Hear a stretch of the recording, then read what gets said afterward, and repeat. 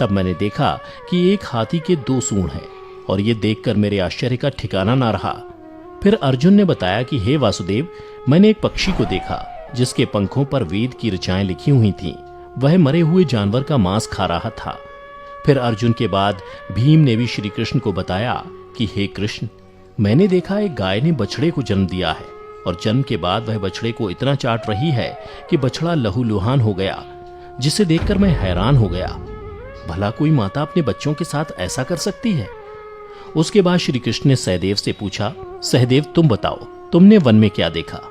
तब सहदेव श्री कृष्ण से बोले, हे वासुदेव, मैंने वन में देखा कि एक जगह 6-7 कुएं हैं और आसपास के कुओं में पानी है, किंतु बीच का कुआं खाली है।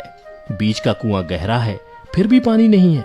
यह देखकर मुझे घोर आश्चर्य हुआ कि ऐसा कैसे हो सकता है। उसके बाद नकुल ने कहा, हे नारायण, जब मैं वन में भ्रमण कर रहा था तो मैंने देखा कि एक पहाड़ के ऊपर से एक बड़ी सी शिला यानी पत्थर लुढ़कती हुई आती है और कितने ही वृक्षों से टकराकर उनको नीचे गिराते हुए आगे बढ़ जाती है, परंतु उस विशालकाय पत्थर को कोई भी वृक्ष उसे रोक ना सका। इसके अलावा वह शिला कितनी ही अन्य शिलाओं के साथ टकराई, पर फिर भी वह रुकी नहीं। अंत में एक अत्यंत छोटे पौधे का स्पर्श होते ही वह स्थिर हो गई। फिर युधिष्ठिर श्री कृष्ण से बोले, हे वासुदेव, हम 5 भाइयों ने जो कुछ भी वन में देखा वो आपको बता दिया, कृपया कर इसका अर्थ बताइए। तब श्री कृष्ण ने युधिष्ठिर से कहा, हे धर्मराज, जैसा कि आपने कहा कि आपने 2 सूंड वाला हाथी देखा, जिसका यह अर्थ हुआ कि कलयुग में ऐसे लोगों का राज होगा जो बोलेंगे कुछ, करेंगे कुछ। कलयुग के शासक अपनी प्रजा की सभी तरह से शोषण करेंगे। उनके मन में कुछ और होगा और दिखावे के लिए कुछ और करेंगे। अर्थात कलयुग में शासकों के लिए आम लोगों का कोई महत्व नहीं होगा, वो बस राज करने के लिए शासक होंगे। फिर श्री कृष्ण अर्जुन से बोले, हे धनंजय, जैसा कि तुमने देखा कि एक पक्षी के पंख पर वेद की ऋचाएं लिखी हुई थीं, लेकिन वह मरे हुए जानवर का मांस खा रहा था, जिसका अर्थ ये हुआ कि कलयुग में ऐसे लोग होंगे जो बड़े ज्ञानी और ध्यानी कहलाएंगे, किंतु उनके आचरण राक्षसी होंगे।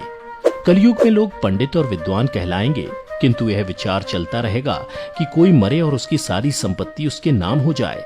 अर्थात कलयुग के मनुष्य धन और संपत्ति के लोभी होंगे, भले ही उनके पास कितना ही ज्ञान क्यों ना हो।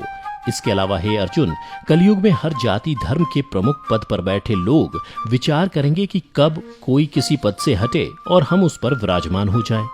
कलयुग में ऐसे लोगों की संख्या बहुतायत होगी, कोई कोई विरला ही संत पुरुष होगा। अर्जुन के बाद श्री कृष्ण भीम से बोले, हे गदाधर, जैसा कि तुमने देखा कि एक गाय अपने बछड़े को इतना चाटने लगी कि वो बछड़ा लहूलुहान हो गया, अर्थात कलयुग की माता अपनी संतानों पर इतनी ममता बरसाएंगी कि बच्चों को खुद का विकास करने का मौका ही नहीं मिलेगा, जिसके कारण मोह माया में पड़कर वे बर्बाद हो जाएंगे। इसके अलावा किसी का बेटा घर छोड़कर साधु बनेगा तो हजारों व्यक्ति दर्शन करेंगे, किंतु जब मनुष्य का अपना बेटा साधु बनेगा तो रोएंगे कि मेरे बेटे का क्या होगा। इतनी सारी ममता होगी कि उसे मोह माया और परिवार में ही बांध कर रखेंगे और उसका जीवन वहीं खत्म हो जाएगा। अंत में बेचारा अनाथ होकर मरेगा।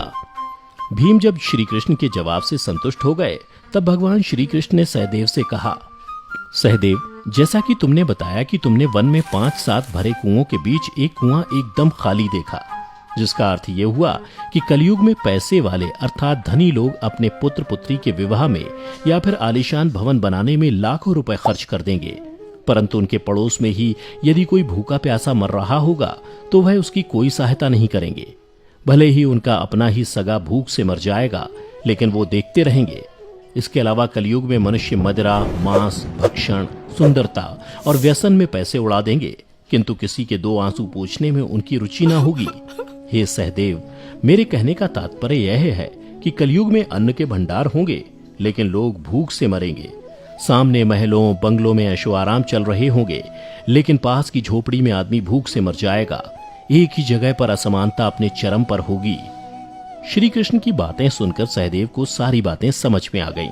तब श्री कृष्ण ने नकुल से कहा, नकुल, जैसा कि तुमने बताया कि वन में एक बड़ी सी चट्टान पहाड़ से लुढ़की, किंतु बड़े बड़े वृक्ष और उसके तने उस चट्टान को रोक ना पाए, किंतु एक छोटे से पौधे से टकराते ही वह चट्टान रुक गई, जिसका अर्थ यह हुआ कि कलयुग में मनुष्य का मन नीचे जाएगा, यानी कलयुग के मनुष्यों का जीवन पतित हो जाएगा।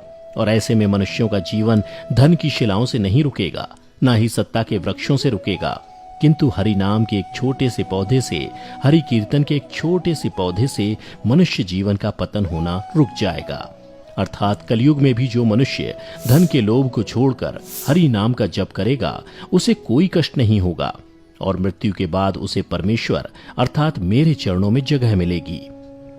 तो मित्रों, आपने देखा होगा कि आज श्री कृष्ण द्वारा बताई गई ये सारी बातें सच में घटित हो रही हैं। इसलिए मनुष्यों को चाहिए कि कलयुग में वह धर्म का पालन करें और श्री हरि नाम का भजन करें तो उसका जीवन सफल हो जाएगा। तो मित्रों, उम्मीद करता हूं कि आपको श्री कृष्ण द्वारा कलयुग के बारे में बताई गई ये कड़वी सच्चाई जरूर पसंद आई होगी। अगर पसंद आई हो तो इसे ज्यादा से ज्यादा लाइक और शेयर करें। साथ ही अगर आप हमारे चैनल पर पहली बार वीडियो देख रहे हैं तो ऐसी ही पौराणिक और आध्यात्मिक जानकारी के लिए हमारे चैनल को अभी सब्सक्राइब करें और नीचे कमेंट करके बताएं कि आपको वीडियो कैसी लगी। फिलहाल आज की वीडियो यहीं समाप्त होती है। अब हमें इजाजत दें। वीडियो को अंत तक देखते रहने के लिए आपका बहुत बहुत शुक्रिया।